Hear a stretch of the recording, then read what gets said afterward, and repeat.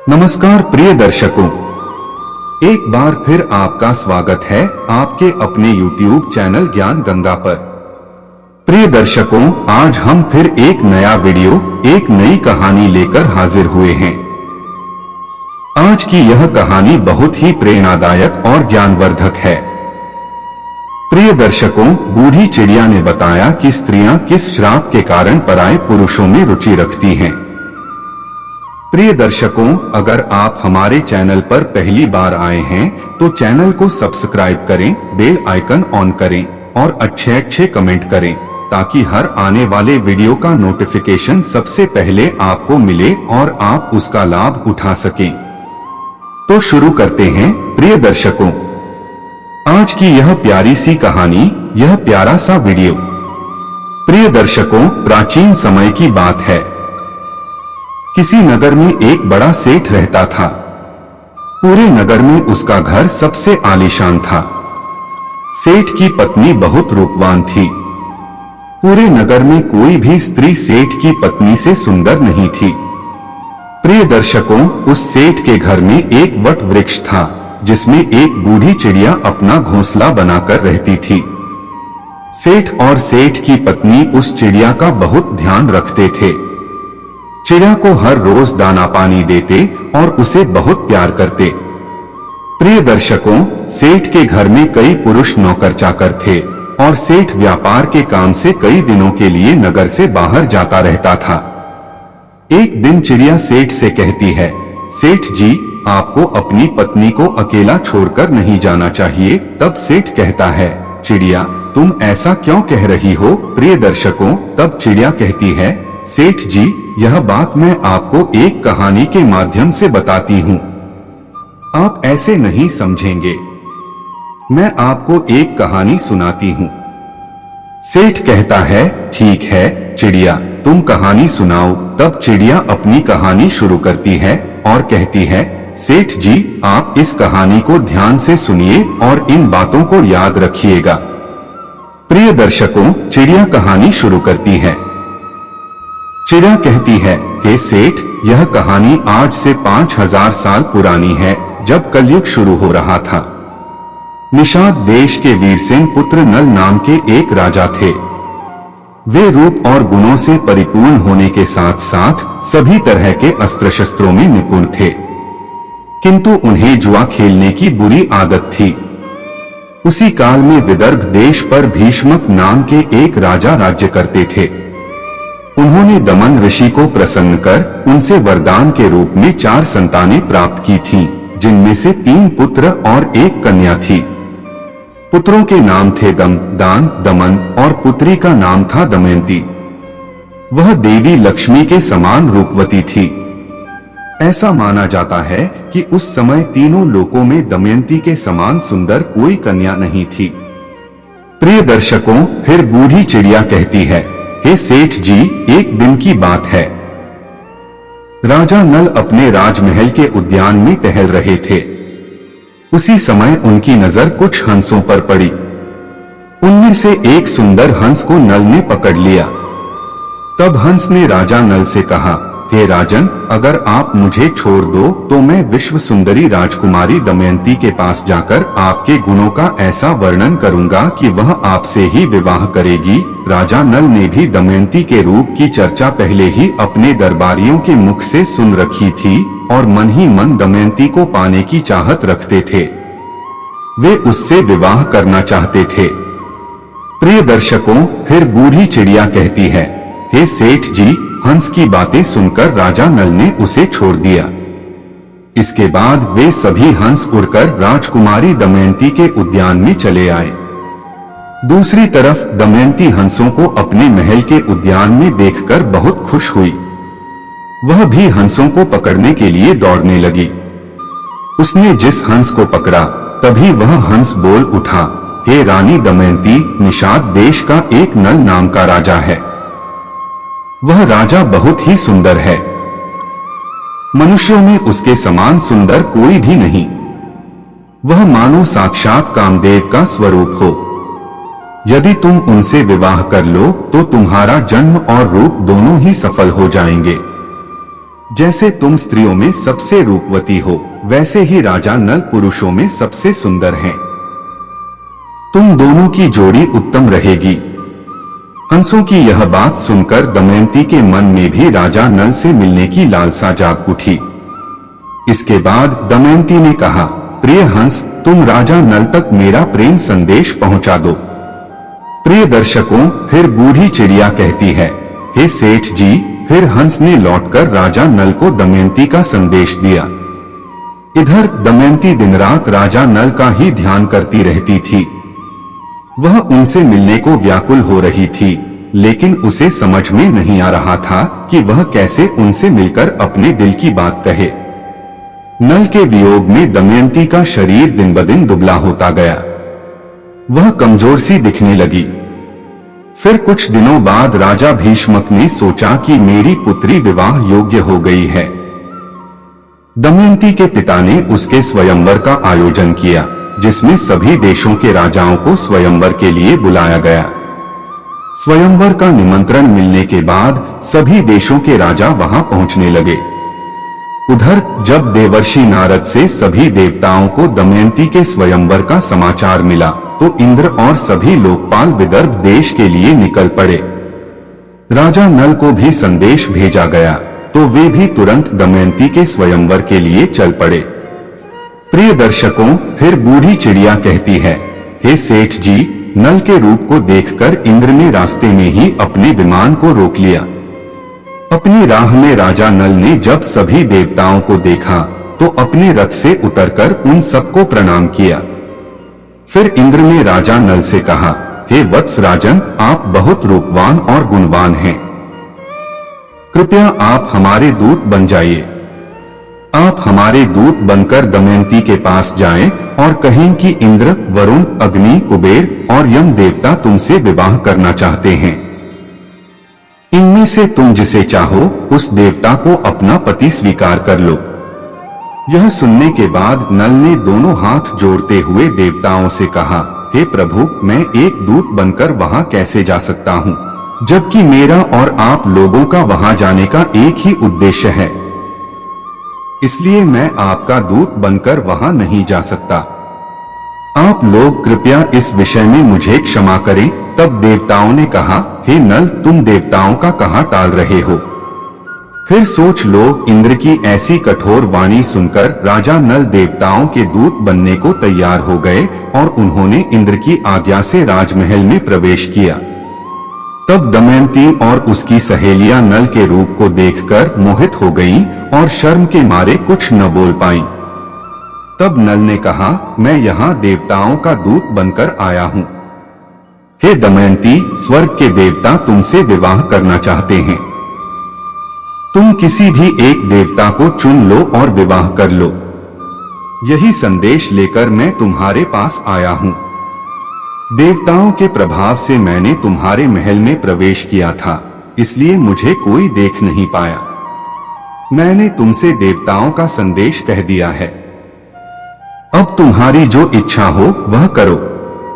प्रिय दर्शकों, फिर बूढ़ी चिड़िया कहती है, हे सेठ जी, दमयंती ने बड़ी श्रद्धा के साथ देवताओं को प्रणाम किया और मंद मुस्कान के साथ कहा, स्वामी, मैं तो आपको ही अपना सर्वस्व मानकर खुद को आपके चरणों में सौंपना चाहती हूँ। जिस दिन से मैंने हंसों की बात सुनी है, तब से मैं आपके लिए व्याकुल हूँ। आपके लिए ही मैंने राजाओं की भीड़ इकट्ठी की है। यदि आप मेरी प्रार्थना अस्वीकार कर देंगे तो मैं जहर खाकर मर जाऊंगी। दमयंती के मुख से ऐसी बातें सुनकर राजा नल ने कहा, हे देवी, जब बड़े बड़े लोकपाल देवता आपसे विवाह करना चाहते हैं, तो फिर आप मुझे, एक मनुष्य को, क्यों चुनना चाहती हैं? मैं तो इन देवताओं के चरणों की धूल के बराबर भी नहीं। आप उनमें से किसी एक से विवाह कर लीजिए। देवताओं का अप्रिय करने पर मनुष्य की मृत्यु भी हो सकती है। अतः आप मेरी रक्षा करें और उनका वरण कर लें। नल की यह बात सुनकर दमयंती घबरा गई।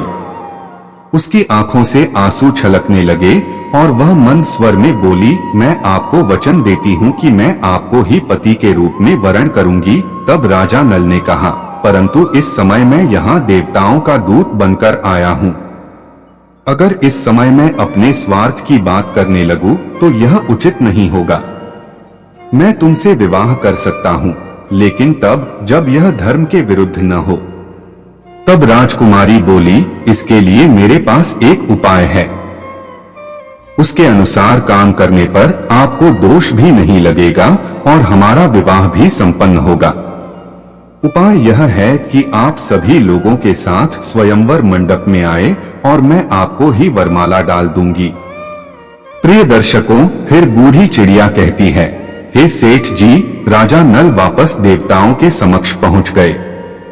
देवताओं के पूछने पर उन्होंने बताया कि वे रानी के पास दूत बनकर गए थे, लेकिन वह और उसकी सखियां सभी मुझ पर मोहित हो गईं और आप लोगों के प्रस्ताव को उनके सामने रखने के बाद भी वे मुझे ही वरण करने पर तुली हैं।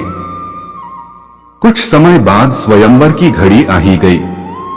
राजा भीष्मक ने सभी को स्वयंवर सभा में बुलाया। सभी राजा अपने अपने स्थान पर आकर बैठ गए। तभी दमयंती भी आ गई। सभी राजाओं का परिचय दिया जाने लगा। वह उन्हें देखते हुए आगे बढ़ने लगी।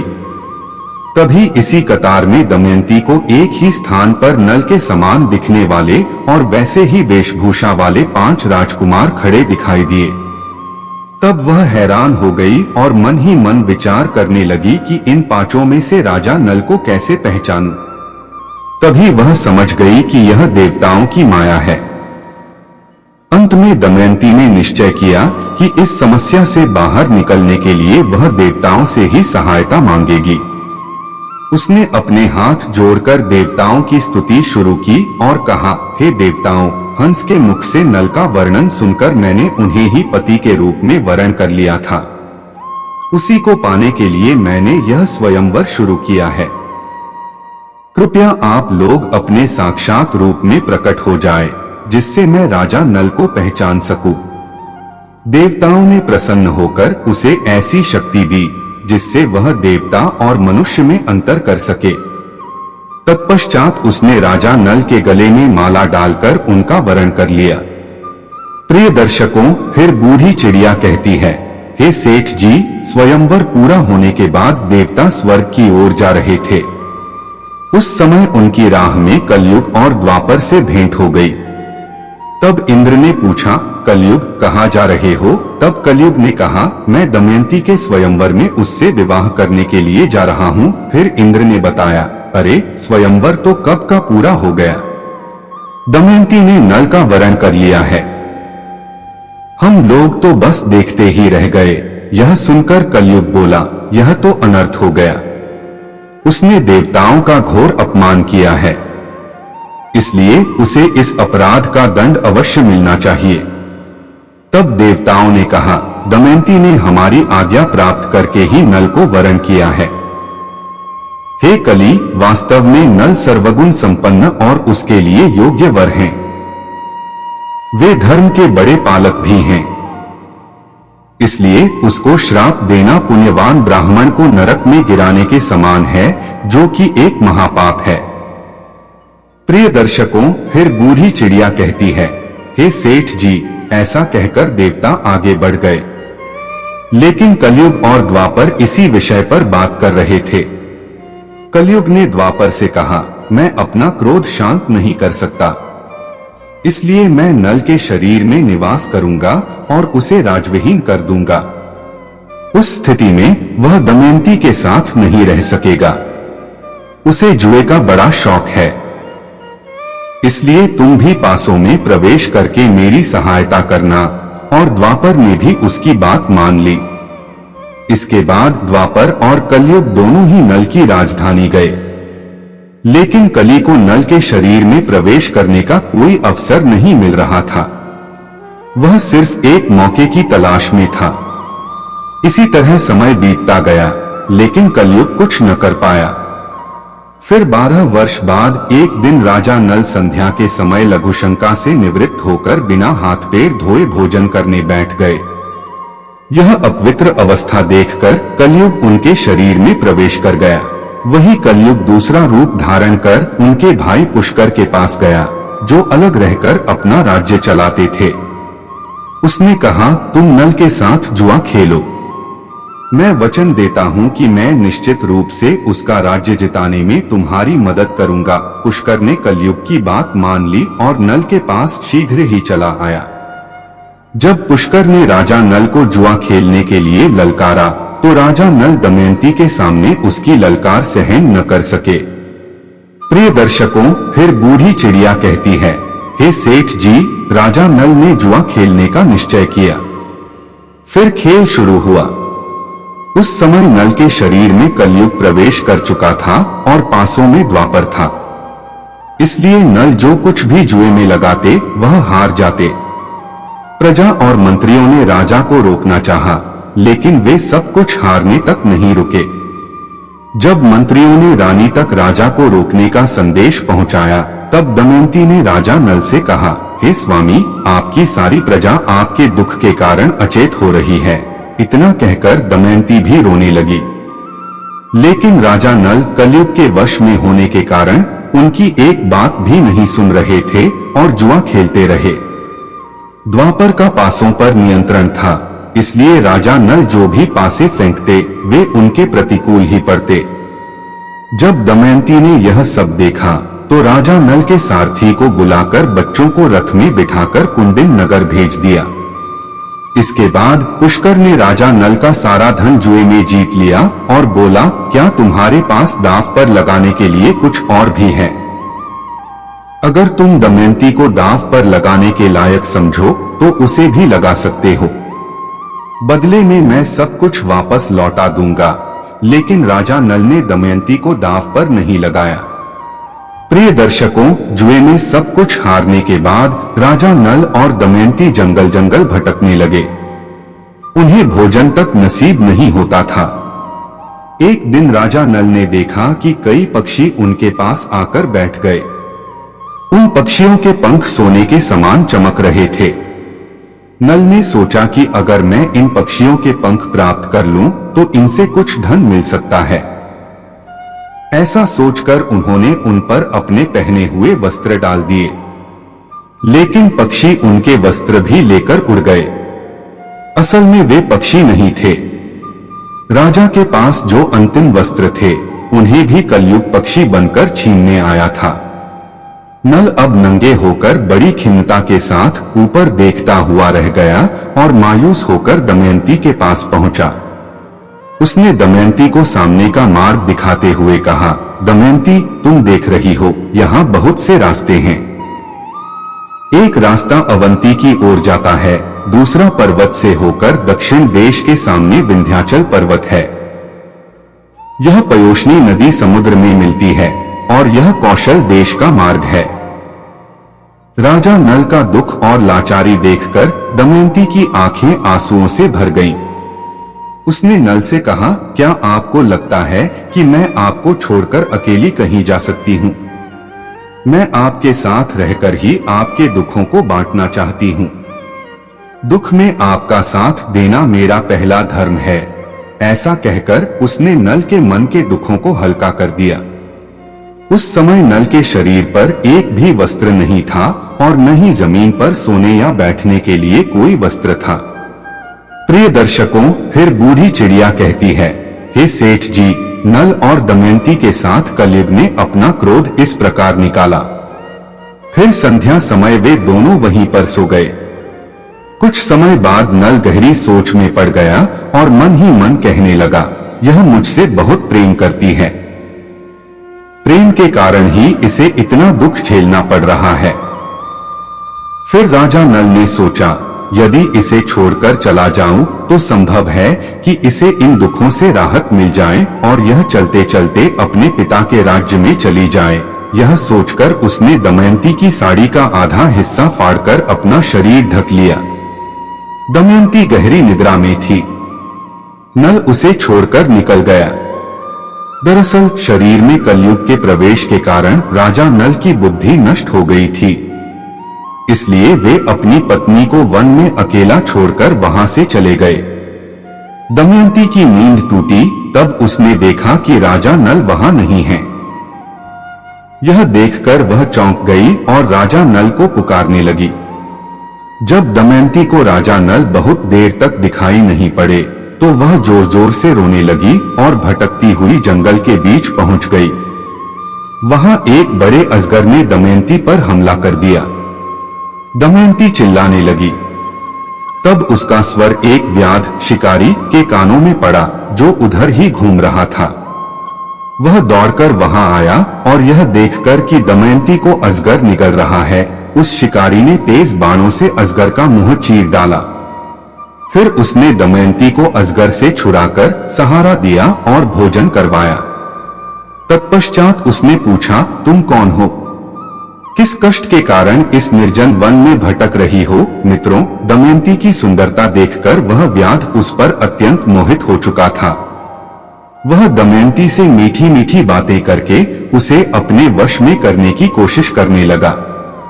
दमयंती ने कहा, मैंने राजा नल के अलावा किसी और का चिंतन कभी नहीं किया, और अगर यह सत्य है तो यह व्याध अभी भस्म होकर मर जाए। यह मेरा सौगंध है। दमयंती के इतना कहते ही व्याध के प्राण पखेरु उड़ गए। उसके मरने के बाद दमयंती इस निर्जन और भयंकर वन में खो चुकी थी। फिर रास्ते में मिले लोगों से पूछते हुए वह उत्तर की ओर बढ़ने लगी। भटकते हुए 3 दिन और 3 रात बीत गए। फिर वह अगले दिन शाम के समय राजा सुबाहु के राज्य में जा पहुंची। प्रिय दर्शकों, फिर बूढ़ी चिड़िया कहती है, हे सेठ जी, वहां उसे सब लोग पागल समझ रहे थे। बच्चे उसे परेशान कर रहे थे। तभी उस राज्य की राजमाता की नजर दमयंती पर पड़ी। राजमाता ने अपनी दासी से कहकर उसे अपने पास बुलवाया और पूछा, हे सुंदरी, तुम कौन हो और इस तरह घूमते हुए तुम्हें डर नहीं लगता? तब दमयंती ने कहा, मैं एक पतिव्रता स्त्री हूँ। मैं कुलीन हूँ और राजा की धर्मपत्नी हूँ। तब रानी ने कहा, ठीक है, तुम महल में ही रह जाओ। दमयंती ने कहा, मैं यहाँ रह तो जाऊंगी, लेकिन मेरी 3 शर्तें हैं। मैं जूठा नहीं खाऊंगी, कभी भी पैर नहीं धोऊंगी और पराये पुरुष से बात नहीं करूंगी। तब राजमाता ने कहा, हाँ ठीक है, तुम्हारी शर्तें मंजूर हैं। प्रिय दर्शकों, फिर बूढ़ी चिड़िया कहती है, हे सेठ जी, वहीं दूसरी तरफ राजा नल जंगल में भटक रहे थे। तभी जंगल में आग लगी थी। उसी समय नल को किसी के चिल्लाने की आवाज सुनाई दी। वह उस तरफ दौड़ पड़ा। वहां पहुंचकर उन्होंने देखा कि नागराज कुंडली मारकर बैठे हुए हैं। उसने नल से कहा, राजन, मैं करकोटक नाम का सर्प हूं। मैंने नारद मुनि को धोखा दिया था, इसलिए उन्होंने मुझे श्राप दिया था कि जब तक राजा नल तुम्हें उठा न ले तब तक यहीं पड़े रहना। नल के उठाने पर ही तुम्हें इस श्राप से मुक्ति मिलेगी। उनके श्राप के कारण कई सालों से मैं यहाँ से एक कदम भी आगे नहीं बढ़ पाया। हे राजन, तुम मेरी रक्षा करो, फिर मैं तुम्हें तुम्हारे हित की बात बताऊंगा और तुम्हारा मित्र बन जाऊंगा। मेरे वजन से मत डरो, मैं अभी हल्का हो जाता हूँ। और देखते ही देखते नागराज अंगूठे के बराबर हो गए। इसके बाद नल उसे उठाकर जंगल से बाहर ले आए। फिर करकोटक ने कहा, हे राजन, अब तुम मुझे अभी जमीन पर मत रखना, कुछ कदम गिनकर चलो। तब राजा नल 1, 2, 3 करते हुए 10वां कदम रखते ही करकोटक ने उन्हें डस लिया। उसका नियम था कि जब भी कोई 10 बोले वह डंक मारता था। प्रिय दर्शकों, तब राजा नल अचंभित रह गए। फिर करकोटक ने कहा, हे राजन, तुम्हें कोई पहचान न सके, इसलिए मैंने तुम्हारा रूप बदल दिया है। कलयुग ने तुम्हें बहुत दुख दिया था, अब मेरे विष के कारण वह तुम्हारे शरीर में बहुत दुखी रहेगा। तुमने मेरी रक्षा की है। मेरे विष के कारण तुम्हें हिंसक पशु, पक्षी या शत्रु का कोई भय नहीं रहेगा। अब तुम पर किसी भी विष का प्रभाव नहीं होगा और युद्ध में हमेशा तुम्हारी जीत होगी। करकोटक ने राजा नल को दिव्य वस्त्र भी दिए और फिर वहां से अंतर्धान हो गया। प्रिय दर्शकों, फिर बूढ़ी चिड़िया कहती है, हे सेठ जी, उसके बाद राजा नल वहां से चलते हुए राजा ऋतुपर्ण की राजधानी अयोध्या में पहुंचे। फिर उन्होंने दरबार में पहुंचकर राजा से कहा, मेरा नाम बाहुक है। मैं घोड़ों को हाँकने और उन्हें तरह तरह की चालें सिखाने का काम करता हूँ। घुड़सवारी में मेरे जैसा निपुण इस समय पृथ्वी पर कोई और नहीं। बाहुक की बातें सुनकर राजा ने उसे अपने पास रख लिया। उन दोनों की अच्छी मित्रता बन गई। राजा नल ऋतुपर्ण को घुड़सवारी सिखाते और ऋतुपर्ण नल को जुआ खेलना सिखाते। अब इसी तरह कुछ दिन बीत गए। प्रिय दर्शकों, उधर जब राजा विदर्भ को यह समाचार मिला कि उनके दामाद नल और पुत्री दमयंती राजपाट विहीन होकर वन में चले गए हैं, तब उन्होंने सुदेव नाम के एक ब्राह्मण को नल और दमयंती का पता लगाने के लिए 6 देशों के राज्यों में भेज दिया। उसने एक दिन राजमहल में दमयंती को देख लिया। उस समय राजा के महल में कोई धार्मिक कार्य हो रहा था। दमयंती सुनंदा के साथ बैठकर वह कार्यक्रम देख रही थी। इस समय सुदेव दमयंती के पास गया और बोला, मैं तुम्हारे भाई का मित्र हूँ। मैं तुम्हारे भाई की आज्ञा से तुम्हें यहाँ ढूंढने आया हूँ। तब दमयंती ने भी उसे पहचान लिया। वे सबका कुशल मंगल पूछने लगी और पूछते पूछते रो पड़ी। तब सुनंदा दमयंती को रोता देख घबरा गई और उसने अपनी माता के पास जाकर सारी बात बताई। राजमाता तुरंत अपने महल से बाहर निकलकर आई और ब्राह्मण के पास जाकर पूछने लगी, हे सुदेव, यह किसकी पत्नी है? किसकी पुत्री है? अपने परिवार वालों से यह बिछड़ कैसे गई? तब सुदेव ने उनका पूरा परिचय राजमाता को दिया। इसके बाद सुनंदा ने अपने हाथों से दमयंती को स्नान करवाया, जिससे उसके ललाट का लाल चिन्ह चंद्रमा के समान प्रकट हो गया। उसके ललाट का वह तिल देखकर सुनंदा और राजमाता दोनों ही रो पड़े, क्योंकि राजमाता दमयंती की मौसी थी और उन्होंने यह बात उनसे छुपाई थी। प्रिय दर्शकों, फिर बूढ़ी चिड़िया कहती है, हे सेठ जी। फिर दमयंती अपने पिता के घर चली गई और रोते हुए गिड़गिड़ाकर उनसे प्रार्थना करने लगी कि वे उसके पति नल को ढूंढ लें। अपनी पुत्री की बात सुनकर राजा भीष्मक ने सुदेव को बुलाया और राजा नल को खोजने की योजना बनाई। उस समय दमयंती ने सुदेव से कहा, हे सुदेव, हो सकता है कि मेरे पति शर्म के मारे तुमसे न मिलें और गुप्त रूप से अपना जीवन व्यतीत कर रहे हों। तब तुम उनसे कहना कि बाहरे मेरे प्यारे छलिए, तुम मेरी साड़ी का वस्त्र फाड़कर चले गए। तुम्हारी दासी उसी अवस्था में तुम्हारा इंतजार कर रही है। प्रिय दर्शकों, ब्राह्मण नल को ढूंढने निकल पड़े। बहुत दिनों बाद एक ब्राह्मण वापस आया। उसने दमयंती से कहा, मैंने राजा ऋतुपर्ण की नगरी में बाहुक को देखा। वह शरीर से अत्यंत कुरूप और छोटे छोटे हाथों वाला था। वह लंबी लंबी सांसें लेकर रोता हुआ मुझसे कहने लगा, उच्च कुल की स्त्रियां अपने पतियों को छोड़ भी देती हैं, तो भी वे अपने शील की रक्षा करती हैं। क्या वह मतिभ्रष्ट पुरुष उस समय विपत्ति के कारण दुखी और अचेत था? इसलिए उस पर क्रोध करना उचित नहीं। जब वह अपनी प्राण रक्षा के लिए जीविका चला रहा था, तब पक्षी भी उसके वस्त्र लेकर उड़ गए। प्रिय दर्शकों, फिर बूढ़ी चिड़िया कहती है, हे सेठ जी, जब ब्राह्मण ने यह बातें दमयंती से कही तो उसकी आंखों में आंसू भर आए। रोते हुए उसने अपनी माता को सारी बात बताई। तब दमयंती की माता ने कहा कि यह बात वह अपने पिता से न कहे। मैं सुदेव ब्राह्मण को इस काम के लिए भेजती हूँ। तब दमयंती ने सुदेव से कहा, सुदेव, आप जल्द से जल्द अयोध्या नगरी पहुँचें और वहां पहुंचकर राजा ऋतुपर्ण से कहें कि दमयंती फिर से स्वयंवर कर पति का चुनाव करना चाहती है। वहां बड़े बड़े राजा और राजकुमार आ रहे हैं।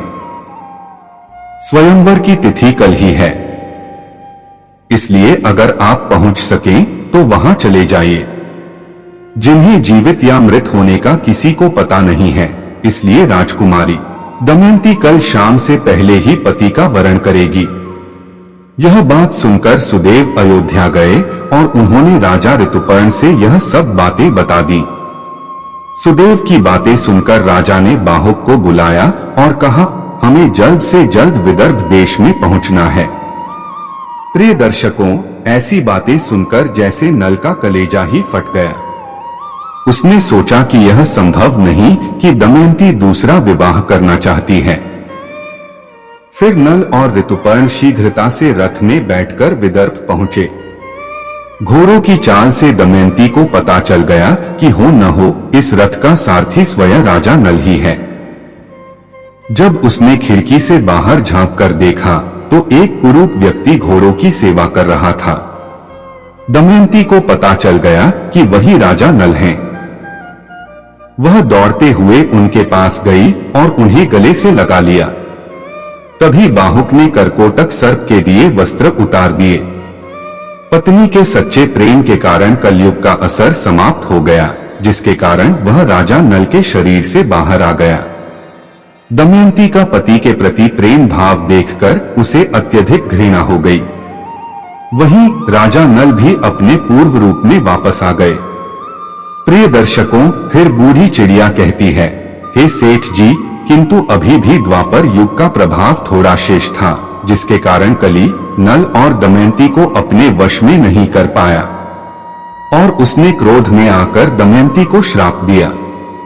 प्रिय दर्शकों, फिर बूढ़ी चिड़िया कहती है, हे सेठ जी, अब मैं आपके सारे प्रश्नों के उत्तर देती हूँ जो कलयुग ने स्त्रियों को दिए थे। हे सेठ जी, कलयुग कहता है, यह स्त्रियां आलसी बन जाएंगी, देर से उठेंगी, पति के साथ भोजन करेंगी। वे अपने पति से कभी संतुष्ट नहीं रहेंगी और गुणों से अधिक धन की लालची बन जाएंगी।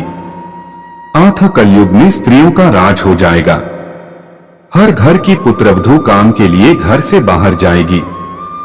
धन की प्राप्ति होने पर वे स्वेच्छाचारिणी बन जाएंगी। उन्हें पति से ज्यादा पराये पुरुष अधिक पसंद होंगे। वे सही समय पर विवाह नहीं करेंगी।